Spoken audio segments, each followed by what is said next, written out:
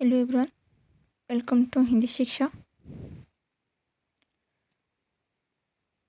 अब हम आषाढ़ का एक दिन जो नाटक है, इस नाटक के बारे में ये डिस्कस करेंगे कि इस नाटक के माध्यम से मोहन राकेश जी ने पाठक को क्या बताए हैं, क्या दिखाने को चाहते हैं इस नाटक के माध्यम से। तो देखिए, मोहन राकेश जी ने इस नाटक के कुछ पात्रों के माध्यम से दिखाए हैं। तो मोहन राकेश जी ने इस नाटक के जो नायक है कालिदास, वो कालिदास के माध्यम से एक सृजनशील कलाकार के अंतर्द्वंद टूटन टूटन के साथ, मतलब टूटन की जो अभिव्यक्ति है, उस अभिव्यक्ति के साथ साथ यह दर्शाना कि मतलब दर्शाया कि राजाश्रय किस प्रकार साहित्यकार की सृजनशीलता की कुंठित है, कुचल और तोड़ मरोड़ देता है, और प्रेम के उदात्त और अनुदात दोनों रूप को रेखांकन किया है।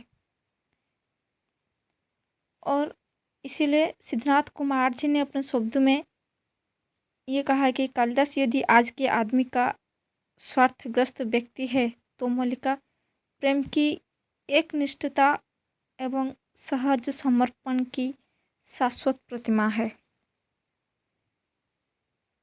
और मल्लिका का प्रेम एक निष्ठ है। तो प्रिय कालिदास के प्रति पूर्णत समर्पित और भावना के वर्ण की गहराई, उस गहराई को लिए हुए चमकी, जबकि कालिदास का प्रेम दायित्वहीन तथा कथित प्रेम का उदाहरण होता है। उदात्त मूल्यों से च्युत आधुनिक प्रेम है, जिसमें प्रिय के लिए न कोई संवेदनशीलता है, न कर्तव्यबोध, केवल स्वार्थ और भोग में विश्वास है। और पुरुष की अहंवृत्ति की शिकार स्त्री की दयनीय दशा का उद्घाटन करना भी इस नाटक में नाटककार का उद्देश्य ही रहा है। और यह नाटक प्रेम में पड़ी मल्लिका का दुख, पीड़ा, विवश, घुटन, रुदन की कहानी है।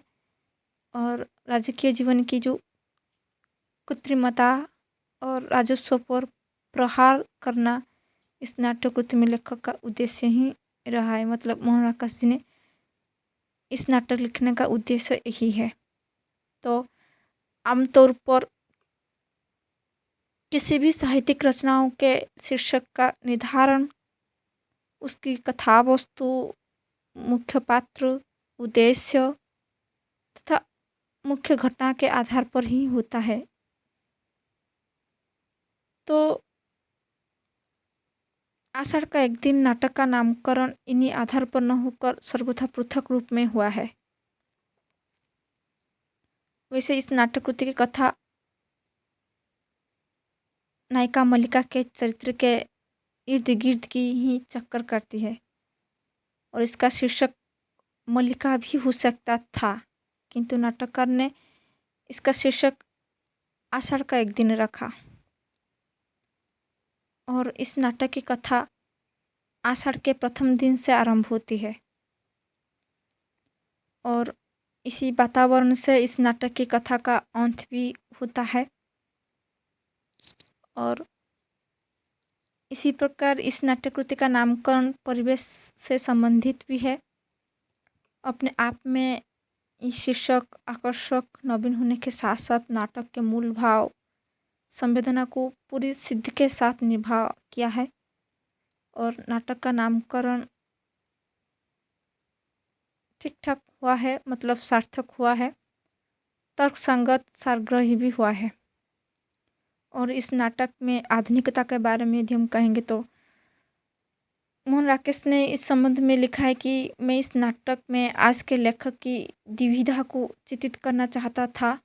लेखक जो राज्य या इसी प्रकार की अन्य संस्थाओं द्वारा प्रस्तावित लोभ के प्रति आकर्षित होता है, और दूसरी तरफ कहाँ अपने प्रति प्रतिबद्ध भी होता है। ये मोहन राकेश जी ने लिखे हैं।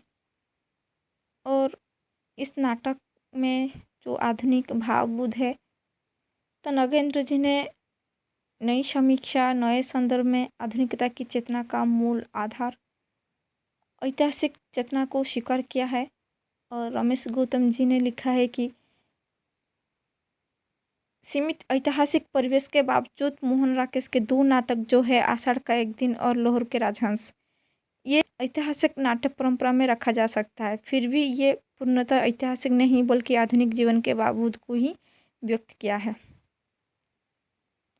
और कालिदास और बुद्ध के समय को आधार बनाकर युगीन मानवीय समस्या जो है, उस समस्याओं के प्रति संवेदनशील दृष्टिकोण के कारण ही मोहन राकेश जी ने समकालीन जिंदगी से जुड़े रहे हैं, जो कि सृजनात्मक शक्तियों का प्रामाणिक आधार है। तो रमेश गौतम ने लिखे कि आषाढ़ का एक दिन नाट्यकृति में आधुनिकता का रूप दिखने को मिलता है। कैसे? एक है आषाढ़ का एक दिन में समकालीनता का पहला संदर्भ वहाँ उभरता है जहाँ कालिदास अपनी विशालता को छोड़कर राजाश्रय प्राप्त कर लेता है और राजाश्रय एवं शासन सत्ता के आकर्षक निमंत्रण को प्राप्त कर वो महत्वाकांक्षी कालिदास अपने प्रेरणादायक मूल परिवेश से उखड़कर संबद्धहीनता और अस्तित्व संकट की आधुनिक परिस्थितियों की रेखांकित किया है। तो इससे कालिदास आधुनिक साहित्यकार की नियति का प्रतीक है, ये याद रखिए। तो इस नाटक के कालिदास जो है वो किसका प्रतीक है, ये भी एग्जाम में आएगा ये क्वेश्चन। आषाढ़ का एक दिन में जो नायक है कालिदास, वो किसका प्रतीक है ना? आधुनिक साहित्यकार की नियति का प्रतीक है। तो कालिदास सृजनात्मक शक्तियों का प्रतीक है, ये भी याद रखिए।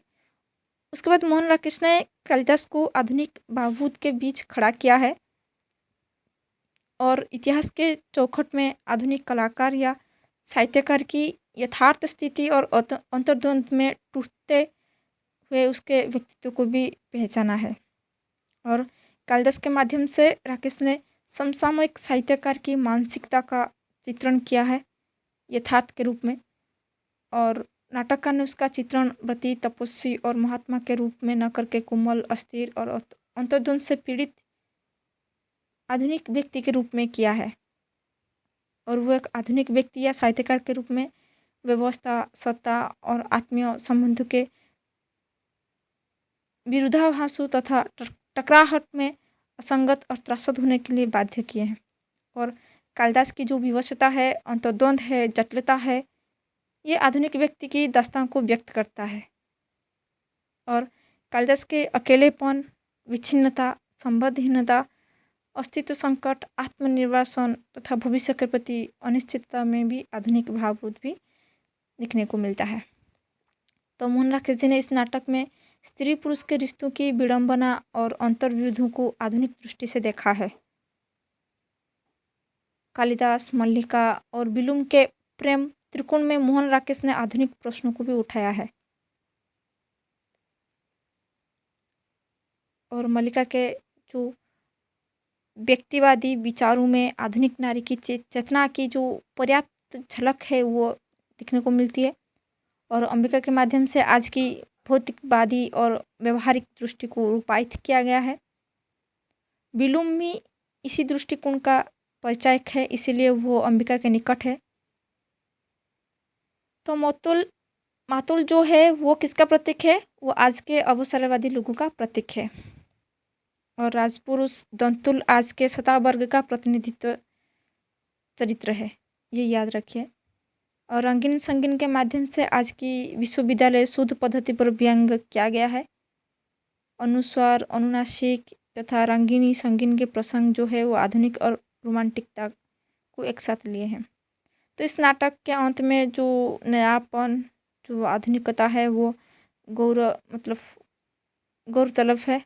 और कालिदास अस्त व्यस्त टूटे हुए मनस्थिति में सरकारी दायित्व में मुक्त होकर ग्राम प्रांतर में लौटता है तथा जीवन को नए सिरे से पुराने सुख वाले स्थान में जीना चाहता है, परंतु वो वक्त बहुत बलवान होता है। वो किसी की प्रतीक्षा नहीं करता है। उसे मल्लिका और मल्लिका का घर अपरिचित सा लगता है। तो इंद्रनाथ मदान जी ने लिखते हैं कि इसी प्रकार परिचित के अपरिचित होने के आधुनिकता बोध नई कहानी के दौर का है। तो राकेश की अपनी कहानी जो है अपरिचित और उषा प्रेमवदा का कहानी जो है वापसी, वो उसी का ही है। तो कालिदास अत्यंत असफल होता है। इसमें त्रासदी है या आयरनी, इसमें संदेह है, किंतु इसी पड़ा में जो नयापन दिखने को मिलता है, आधुनिकता दिखने को मिलती है, वो स्पष्ट और विदित है। ये इंद्रनाथ मदान जी ने लिखे हैं। और इस नाटक में यदि संवाद की दृष्टि से यदि हम देखेंगे तो संवाद नाटक का प्राण होता है, ये आप सभी को पता है। और मोहन राकेश की जो आषाढ़ का एक दिन जो नाटक है, ये नाट्यकृति संवाद योजना की दृष्टि से एक सफल और प्रौढ़ रचना है। और नाटककार मोहन राकेश ने चुस्त, सार्थक, प्रभावी एवं कुशल संवाद योजना के माध्यम से इसी नाट्यकृति में एक अद्भुत गति, प्रभावमयता के साथ साथ जीवंतता एवं ताजगी डाल दी है। तो इसी नाटक के संवाद कथा विकास में पुनः है, सहायक है एवं चरित्र उद्घाटन की दृष्टि से पुनः सफल है। तो इस नाटक के संवाद की एक अन्य प्रमुख विशेषता है अर्थपूर्ण एवं मार्मिकता भी है। तो पूरा नाटक अर्थपूर्ण संवादों से भरा पड़ा है। स्वगत संवादों में हृदयस्पर्शिता एवं मार्मिकता का गुण विद्यमान है। अनुस्वर एवं अनुनासिक के संवादों में शिष्ट हास्य की सुंदर योजना हुई है। वही अंबिका, मातुल और बिलुम के संवाद में व्यंग्यात्मकता की तीव्र तीव्र धार है। और मातुल के संवाद में राजशाही जीवन के भोग विलासों पर व्यंग की जबरदस्त बौछार है। और इस नाटक के संवाद नाट्य गुण से भी पुनः उत्प्रुत है। तो इस नाटक में अंबिका, मल्लिका और कालिदास जो है, उनके संवाद में मानसिक जो है ये दिखने को मिलता है। तो मल्लिका के संवाद में संवेदना, भावुकता, सरसता का उत्तम रूप भी दिखने को मिलता है। तो कुल मिलाकर यदि हम कहेंगे तो आषाढ़ का एक दिन नाटक के संवाद जो है ऐतिहासिक परिवेश के अनुकूल है, नाटकीय है, कथा विकास में सहायक है, पात्र के चरित्रों को उद्घाटित करने में सक्षम है एवं अभिनेता में सहायक है। और संवाद के निकष पर यह नाटक पूर्ण सफल हुआ है। और रंगमंच और अभिनेता की दृष्टि से यदि हम देखेंगे तो नाटक दृश्य काव्य है और नाटक की सफलता उसके रंगमंच पर ही अभिनीत होने में है। और नाटक का जो अभिनय होना नितांत आवश्यक है। और रंगमंच और अभिनेता की दृष्टि से मोहन राकेश की नाट्यकृति जो आषाढ़ का एक दिन नाटक एक सफल नाट्य रचना है। और रंगमंच और अभिनेता के दृष्टि से ये परीक्षण करने पर ये दिखने को मिलता है कि रंगमंच और अभिनेता की दृष्टि से नाटक का कथनक जटिल न होकर सरल होना चाहिए। और ये नाटक का कथा फलक जो है अत्यंत सरल, संक्षिप्त, सुगठित, सशक्त और प्रासंगिक कथाओं से रहित होना चाहिए। और इस नाटक में त्रिकोणीय प्रेम कथा के माध्यम से नाटककार ने रचनाकार और परिवेश, भावना और कर्म, साहित्य और प्रेम, रचनाकार और शासन के पारस्परिक अंतर संबंध के और तनाव तथा अंतर संघर्षों की सुंदर जो है वो सुंदर नाटक है वो प्रस्तुत किए हैं राकेश जी ने। और रंगमंच और अभिनेता की एक कसौटी है कि नाटक के आकार की संक्षिप्तता और पात्रों की संख्या की न्यूनता है। आधे अधूरे जो नाटक है, इस नाटक का कलेवर संक्षिप्त है। ये 3 अंकों 3 दृश्यों की नाट्यकृति है। तो इस नाटक में कुल 12 पात्रों की सृष्टि है। अंबिका, मल्लिका, कालिदास, तंतुल, मातुल, निक्षेप, बिलुम, रंगिणी, संगिनी, अनुस्वार, अनुनासिक, प्रियंग, मंजरी, ये इस नाटक के पात्र है। अधिकांश कथा अंबिका, कालिदास, मल्लिका, बिलोम और प्रियंग मंजूर से ही संबंधित है। अन्य जो पात्र है वो सहायक पात्र बनकर आए हैं। और रंगमंच के निष्कर्ष के अनुकूल इस नाटक में दृश्यों को ऐसी योजना नहीं हुई है कि रंगमंच सजा में अवरुद्ध हो। इस नाटक 3 अंकों का दृश्य स्थान एक ही जगह है। कालांतर का दृश्य जो है परिवर्तन दिखाने के लिए थोड़ी से परिवर्तन के साथ साथ सुगमतापूर्वक पूरे नाटक का मंचन किया जाना संभव है। और इस नाटक में रंगमंच की सजा साधारण है और नाटककार का रंग जो है रंग निर्देश नाटक के निर्देशन व मंचन के सहायक है। और रंगमंच जो विधान है वो सरल हुआ है। और इस नाटक के नाट्यकृति में अरुचिकर और असंभाव्य घटनाएं नहीं है। इस नाटक के संवाद रंगमंच और अभिनेता की अनुकूल है। संवाद योजना कथानक विकास में सहायक व चरित्र व्यंजक है। पात्रानुकूलता, संक्षिप्तता, व्यंग्यात्मकता एवं हास्य का पुट है। इस नाट्यकृति का भाषा सरल, सहज, रोचक और भाव संप्रेष्य के गुण से युक्त है। तो इस नाटक में किसी दार्शनिक गुत्थी को सुलझाने की कथई चेष्टा नहीं की गई है। इस नाटक मल्लिका नामक एक ऐसी दुखात्मक प्रेमिका की त्रासद कथा है जो अपने प्रिय कालिदास को महान बना देखना चाहती है, स्वयं के टूटने बिखरने पर भी है। तो उसका उदात्त प्रेम प्रशंसनीय है। और ये नाटक शीर्षक जो है, इस नाटक के शीर्षक जो है वो नाट्यकृति रंगमंच और अभिनेता की सारी कोशिशों पर खरा उतरता है। और श्यामानंद जालान के निर्देशन में अनामिका नाट्य संस्था कोलकाता के सौजन्य से 1959 ईस्वी में इसका सफल मंचन हुआ था।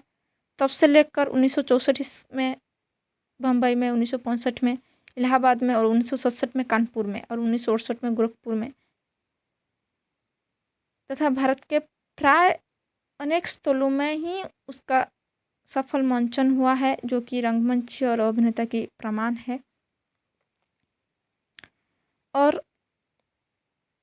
और इस नाटक के भाषा के बारे में यदि कहेंगे तो इस नाटक में भाषा शैली कैसे था, तो इस नाटक की नाट्य भाषा जो है इस संबंध में गिरीश रस्तोगी जी ने लिखा है कि नाट्य भाषा के संबंध में राकेश ने नए सिरे से सोचा है और पहली बार साहित्यिक हिंदी को सार्थक नाट्य भाषा का रूप इस नाटक में दिया है। उसी तरह सिद्धनाथ जी ने कहा है कि इस नाटक की भाषा की सबसे बड़ी विशेषता ये कि ये सर्वत्र पात्रों की जीवन स्थितियों और संवेगों से जुड़ी हुई है। और नैमिचंद्र जी ने भी मानते हैं कि उसमें शब्दों की अपूर्व मितव्ययता भी है और भाषा में ऐसी नाटकीय काव्य है जो हिंदी नाटकीय गद्य के लिए एकदम अद्भुत पूर्व है और अचानक ही नाटक का वयस्क होना सिद्ध करता है। तो इस नाटक की भाषा जो है वो संस्कृतनिष्ठ काव्यात्मक भाषा है, पर यह कहना उचित नहीं है। इसमें यंत्र तंत्र, संस्कृतनिष्ठ भाषा, संस्कृत शब्दावली, तत्सम शब्दावली का प्रयोग भी अवश्य हुआ है और कहीं कहीं भाषा काव्यमय भी है, परंतु कुछ स्थानों में इनका प्रयोग के कारण इस नाटक की भाषा को संस्कृतनिष्ठ काव्यात्मक भाषा कहा जाना उचित नहीं होगा, क्योंकि इसकी जो भाषा है वो सरल, सहज और पात्रानुकूल, देशकाल का अनुकूल, प्रभावी और विशिष्ट भाषा है। तो ये था इस नाटक के रंगमंच कैसे था, भाषा कैसे था, इस नाटक के माध्यम से लेखक का उद्देश्य क्या है। आई होप आप सभी को समझ में आया होगा और ये भी समझ में आया होगा कि इस नाटक में जो पात्र है, इस पात्र कौन सी प्रतीक है, प्रतीक को सूचित करता है। तो आप सभी को समझ में आया होगा। तो कैसे लगा आषाढ़ का एक दिन नाटक, कमेंट बॉक्स में ज़रूर कमेंट कीजिएगा। तो यदि मेरी क्लास आप सभी को अच्छी लग रही है तो लाइक कीजिए, ज़्यादा से ज़्यादा शेयर कीजिए और यदि मेरे चैनल में नए आए हैं तो सब्सक्राइब कीजिए और बेल आइकन को प्रेस कीजिए ताकि मैं जितनी भी क्लास करूँगी पहले आप सभी को ही नोटिफिकेशन मिलेगी। तो thank you very much for watching this video.